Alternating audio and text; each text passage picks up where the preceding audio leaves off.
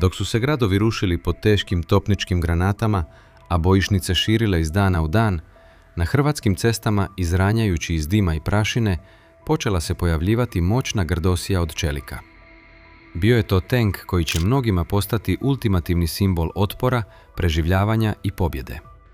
Njegovo ime bilo je M84. Ove riječi nisu samo dramatičan uvod, one najpreciznije opisuju zlokobnu i tešku atmosferu ranih 90-ih godina. Bilo je to vrijeme kada je zrak mirisao na paljevinu, a horizonti su bili obavijeni gustim crnim dimom uništenih domova. U trenucima kada je asimetrija vojne moći na prostoru bivše države bila apsolutno zastrašujuća, a neprijatelj je prema hrvatskim selima slao nepregledne oklopne kolone, nada je bila krhka poput stakla. Laka pješačka naoružanja, lovačke puške i improvizirani oklopnjaci, sklepani u lokalnim radionicama, činili su prvu crtu obrane. No tada se iz prašine slavonskih cesta, iz tvorničkih krugova i oslobođenih vojarni, začuo dubok, rezki, prijeteći zvuk motora. Zvuk koji je neprijatelju ledio krv u žilama, a hrvatskim braniteljima donosio neopisivo olakšanje. Na bojišnicu je stupio M84, stroj koji je svojom pojavom promijenio pravila igre i postao udarna šaka hrvatskih oklopnih snaga. Da bismo zaista razumjeli zašto je ovaj tenk bio toliko poseban i zašto je uživao strahopoštovanje na bojištu, moramo se vratiti korak unatrag, u vrijeme kada je bio tek hrabar crtež na inženjerskim pločama. Krajem 70-ih i početkom 80-ih godina vojna industrija bivše države stajala je pred golemim izazovom. Postalo je kristalno jasno da je potrebno modernizirati oklopne snage kako bi mogle parirati najnaprednijim zapadnim i istočnim sustavima. Odluka je pala na preuzimanje licence za tadašnji sovjetski tenk T-72. Međutim, umjesto pukog i slijepog kopiranja, domaći su stručnjaci odlučili stvoriti nešto daleko superiornije. Originalni T-72 imao je brojne mane, ponajprije u sustavima za noćno gađanje, u razini oklopne zaštite i, što je bilo apsolutno najvažnije, u preciznosti paljbe iz pokreta. Tako je nastao projekt koji će zauvijek promijeniti povijest mehaniziranog ratovanja na ovim prostorima. Prototip ovog novog, drastično unaprijeđenog tenka proizveden je 1983. godine, a serijska proizvodnja službeno je počela 1984. godine, po čemu je ova čelična zvijer i dobila svoje legendarno ime. Ovaj tenk nije bio proizvod jedne jedine tvornice u nekom izoliranom gradu, već nevjerojatan pothvat masovne industrijske organizacije. U njegovu je nastanku izravno sudjelovalo oko 250 tvornica, dok je još nevjerojatnih 1000 pogona diljem zemlje proizvodilo sirovine, kablove i sitne komponente. Srce proizvodnje, mjesto gdje je ovaj oklopni div dobivao svoj konačni oblik, bila je tvornica Đuro Đaković u Slavonskom Brodu, zadužena za završnu montažu i nemilosrdno testiranje. Pogon je dolazio iz Sarajeva, gdje je tvornica Famos proizvodila dizelski motor, dok je slovenska Iskra bila zadužena za laserske sustave i elektroniku. Optika je stizala iz sarajevskog zraka, čelični oklop iz Ravni, a glatkocijevni top iz Novog Travnika. Bila je to raspršena, ali iznimno visoko koordinirana proizvodna mreža koja je rezultirala tehnološkim čudom svoga vremena. Do 1991. godine proizvedena su 652 komada ovog vozila. Iako je izvana vizualno podsjećao na svog sovjetskog rođaka, iznutra je to bio potpuno drugačiji, neusporedivo smrtonosniji i inteligentniji stroj, pedantno dizajniran da potpuno dominira modernom bojišnicom. Što je zapravo M84 činilo toliko razornim i moćnim? Zbog čega je nosio titulu apsolutnog ponosa domaće vojne industrije i slovio za jedan od najrespektabilnijih tenkova u čitavoj Europi? Tajna leži u savršenom balansu triju ključnih postulata tenkovskog ratovanja: vatrene moći, pokretljivosti i oklopne zaštite. Dok su zapadni tenkovi tog doba bili masivni, tromi i teški, često prelazeći 60 tona mase, M84 imao je borbenu masu od samo 42 tone. Ta relativna lakoća, u kombinaciji sa strahovito snažnim dizelskim motorom, davala mu je zastrašujuću agilnost na terenu. S omjerom snage i težine od preko 24 konjske snage po toni, M84 bio je jedan od najbržih tenkova na svijetu, sposoban juriti cestama brzinom od čak 70 km na sat, uz domet kretanja od impresivnih 650 km. Njegov izrazito nizak profil, s visinom od tek 2,19 metara, činio ga je iznimno teškom i frustrirajućom metom za neprijateljsko topništvo. No njegovo istinsko srce, onaj tehnološki dragulj po kojem se najviše izdvaja od konkurencije, bio je domaći, automatski i elektrohidraulični sustav za upravljanje vatrom. Dok su stariji tenkovi, pa čak i mnogi tadašnji suvremeni konkurenti, morali u potpunosti stati kako bi precizno ispalili granatu prema cilju, M84 je posjedovao vlastiti meteorološki senzor, napredno balističko računalo i precizan laserski daljinomjer.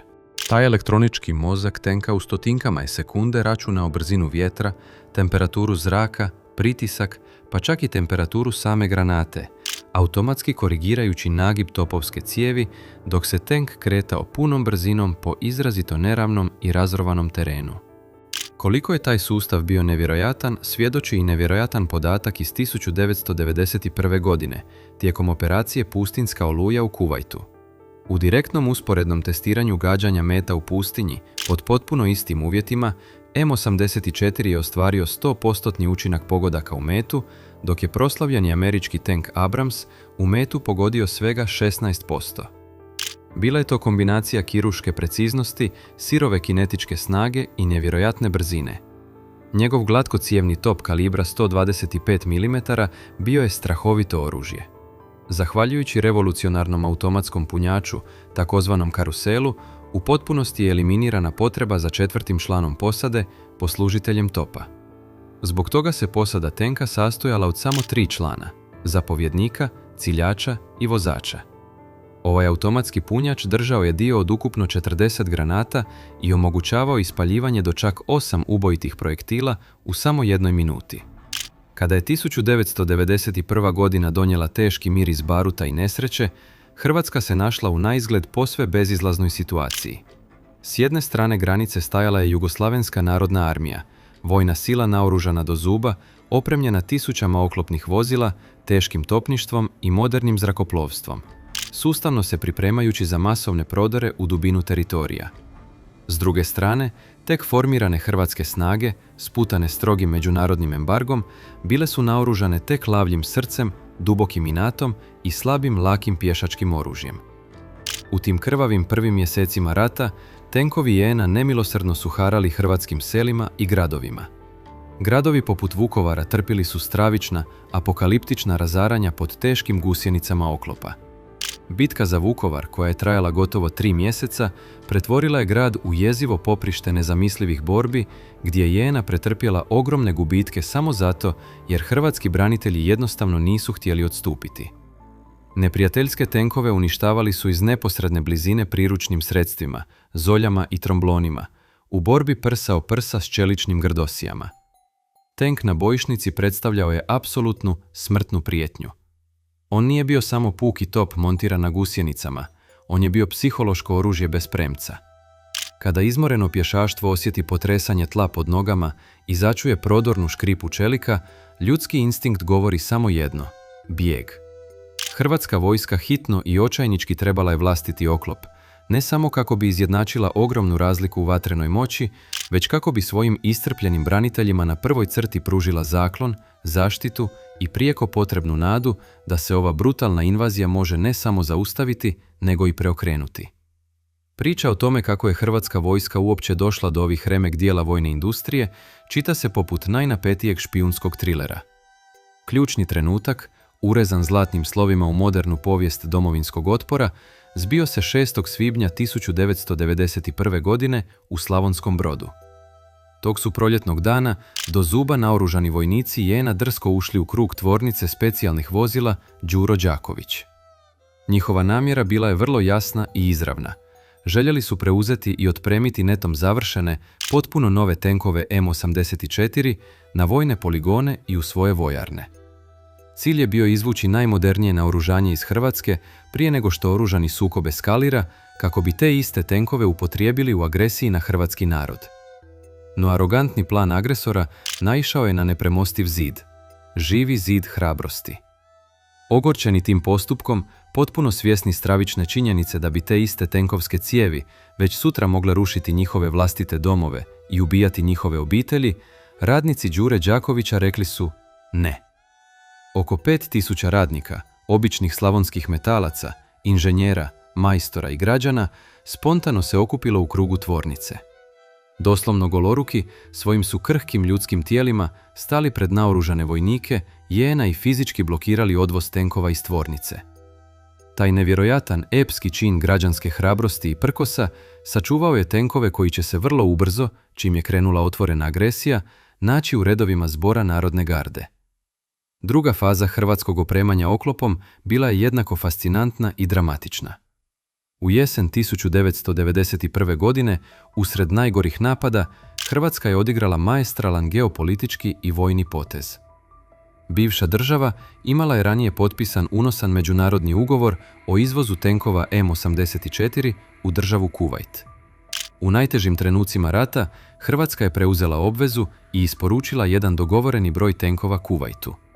Za uzvrat, od Kuvajta je hitno dobila prijeko potrebne granate, specijalizirano streljivo te esencijalne rezervne dijelove. Upravo su ti dijelovi omogućili kompletno opremanje i stavljanje u punu borbenu funkciju svih preostalih tenkova M84 koji su ostali u Hrvatskoj. Treći, najteži i najkrvaviji put do prijeko potrebnog oklopa vodio je kroz izravne borbe za vojarne. Legendarnim padom garnizona je NA u Varaždinu i Bjelovaru u rujnu 1991. godine u ruke hrvatskih snaga pale su goleme količine teškog naoružanja.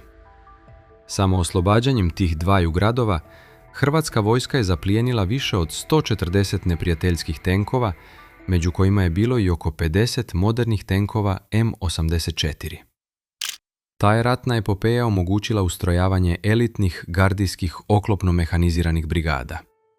Iz stisnutog obrambenog grča, hrvatska se vojska polako, ali nezaustavljivo počela transformirati u modernu vojnu silu sa zastrašujućim čeličnim zubima. S ulaskom prepoznatljivih silueta M84 u redove hrvatske vojske, dinamika bojišta drastično se i trajno promijenila. Ovi tenkovi nisu bili korišteni tek kao stacionarno ukopano topništvo. Oni su postali surovi nositelji ofenzive. Rane borbe u Slavoniji bile su obilježene očajničkim nastojanjima da se zaustave napadi neprijateljskih oklopnih snaga koje su bez trunke milosti iz dana u dan tukle po nezaštićenim naseljima. Tu je prisutnost vlastitog modernog tenka M84 značila doslovnu razliku između opstanka i pokolja. Zvuk ispaljivanja iz ogromne cijevi od 125 mm označavao je da Hrvati sada ravnopravno uzvraćaju udarac. Kako su vojne operacije postajale sve kompleksnije i složenije, M84 je demonstrirao svoju pravu sirovu moć. Njegova nevjerojatna brzina i sposobnost pucanja u pokretu omogućavale su taktiku iznenadnih, brzih oklopnih udara. Tenkovske kolone, pažljivo štićene s bokova elitnim pješaštvom gardijskih brigada, probijale su neprijateljske linije obrane snagom nezaustavljive oluje. Zamućeno dalmatinsko jutro, tlo pretvoreno u ljepljivo blato ili oštri dalmatinski krš. Neprijatelj se duboko utvrdio u svojim rovovima. Odjednom, iz magle izranjaju niske, prijeteće siluete tenkova M84. Gusjenice nemilosrdno melju kamen. Laserski daljinomjeri u potpunoj tišini mjere udaljenost u tisućinki sekunde. Kupola se uz tiho zujanje elektrohidraulike fiksira na metu, potpuno prkoseći nagibima neravnog terena. Slijedi zaglušujući, razarajući prasak glatkocjevnog topa od 125 mm, a već sekundu kasnije neprijateljski betonski bunker ili zastarjeli tenk T-55 nestaju u ogromnom oblaku plamena, prašine i dima. U takvim brutalnim uvjetima M84 nije bio samo stroj. Bio je nezaustavljiva sila koja je slamala volju i moral agresora. No istinska veličina tenka nikada ne leži samo u debljini njegovog kompozitnog oklopa i brzini ispaljene granate. Prava, duboka priča o M84 je priča o običnim, nevjerojatno hrabrim ljudima koji su ga vozili. Za hrvatske tenkiste Unutrašnjost ovog tenka bila je mikrosvijet ekstremnih, gotovo neizdrživih kontrasta. Mjesto prijeko potrebne zaštite, ali istovremeno i stravična, klaustrofobična klopka puna smrtnih opasnosti. Prostor unutar kupole manji je od unutrašnjosti prosječnog osobnog automobila. Iznad glava posade nalaze se tone hladnog čelika. Oko njih je konstantna, razarajuća buka dizelskog motora od 1000 konjskih snaga koja vibrira kroz svaku kost i mišić. Zrak unutar kupole uvijek je zasićen teškim mirisom znoja, izgorenog baruta, motornog ulja i dizela. Ljeti su temperature unutar tenka rasle do nepodnošljivih granica, pretvarajući ga u pokretnu čeličnu pećnicu, dok su zimi stjenke oklopa bile ledene poput smrti. Vidokrug posade strogo je ograničen na uske, prljave periskope. Vozač, smješten duboko naprijed u tijelu tenka, potpuno i bezrezervno ovisi o brzim zapovjedima zapovjednika koji iz kupole jedini ima stvarni pregled bojišta. A točno ispod njihovih nogu nalazi se karusel, automatski punjač prepun visokoeksplozivnih granata. Svaki tenkist zna jezivu, neizrečenu istinu.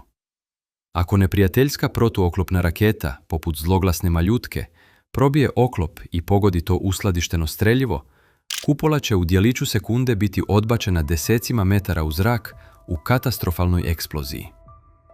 Preživljavanje tročlane posade u tom scenariju svodi se na statističku nemogućnost. Atmosfera straha i tjeskobe prije svakog ulaska u borbu bila je doslovno opipljiva. Ruke bi se znojile na upravljačkim palicama, disanje bi se ubrzalo, a srce bi divlje tuklo dok bi adrenalin preplavio cijelo tijelo. Pa ipak, ti su ljudi iz dana u dan pokazivali neviđenu hrabrost. U najkritičnijim trenucima, kada bi pješaštvo ostalo prikovano za zemlju pod snažnom neprijateljskom vatrom, zapovjednici tenkova hrabro bi naređivali pokret na čisti, brisani prostor. Izlazili su iz svojih sigurnih zaklona, namjerno privlačeći razornu neprijateljsku vatru na svoj vlastiti oklop, kako bi spasili živote ranjenih suboraca ili razbili najtvrđe neprijateljsko uporište.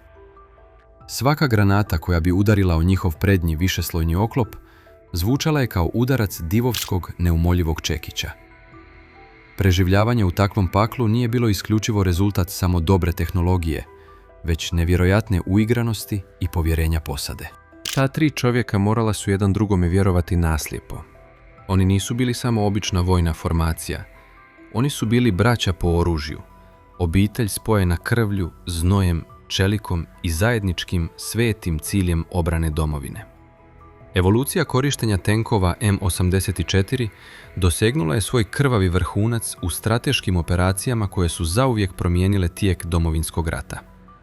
Početkom 1993. godine, tijekom vojno-redarstvene operacije Maslenica, oklopne snage odigrale su presudnu ulogu.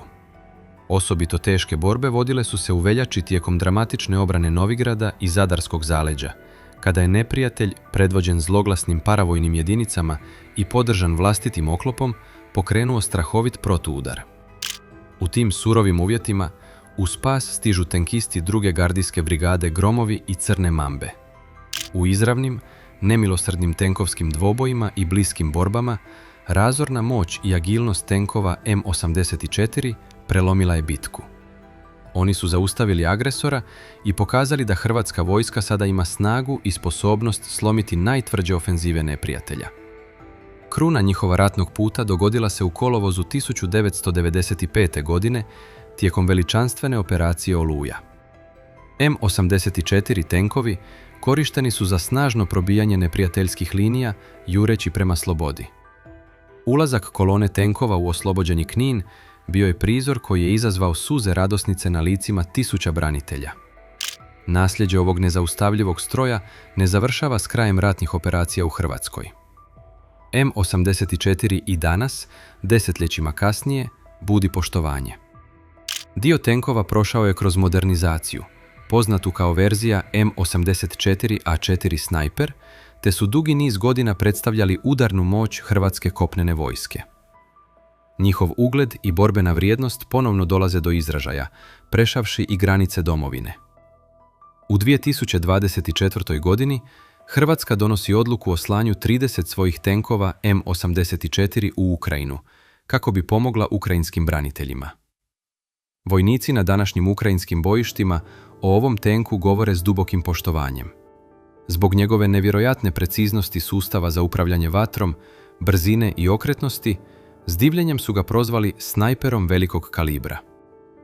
To je ultimativno priznanje inženjerima koji su ga dizajnirali, radnicima u Slavonskom Brodu koji su ga svojim tijelima obranili i mukotrpno sastavljali i onim hrvatskim tenkistima koji su u vihoru rata dokazali njegovu neprocjenjivu borbenu vrijednost. Hrvatski ratni veterani, oni borci koji su proveli najteže, najkrvavije mjesece svojih života unutar njegove uske, mračne kupole, danas ovaj tenk gledaju s mješavinom neopisive nostalgije, strahopoštovanja i duboke, tihe zahvalnosti. Za njih, M84 nikada nije bio tek običan komad hladnog željeza i naoružanja. On je bio njihov najvjerniji suborac. Slušao je njihove molitve u mraku, trpio teške udarce namijenjene njima i bljuvao vatru onda kada je opstanak nacije visio o najtanjoj niti. Na kraju svakog ratnog puta, kada utihnu topovi i slegne se prašina, ostaju samo sjećanja. Ostaju fotografije izbljedjele od vremena, medalje spremljene u starim ladicama i priče koje se s dubokim poštovanjem prenose na nove generacije. Kada se danas stane pred ovu grdosiju, kada se podigne pogled prema masivnoj cijevi topa od 125 mm ili kada se rukom dotakne hladni, neprobojni oklop tenka M84, ne vidi se samo mehaničko savršenstvo ili vrhunski ponos nekadašnje vojne industrije. Vidi se ogromno, nesalomljivo srce jedne vojske koja se uzdigla iz pepela. M84 nikada nije bio samo tenk. Bio je dom trojici hrabrih ljudi unutar čeličnog oklopa. Bio je njihova jedina zaštita, njihova posljednja nada i njihovo najubojitije oružje. Zato ga mnogi i danas ne pamte samo kao nemilosrdni ratni stroj, već kao vječni simbol jednog slavnog, neponovljivog vremena.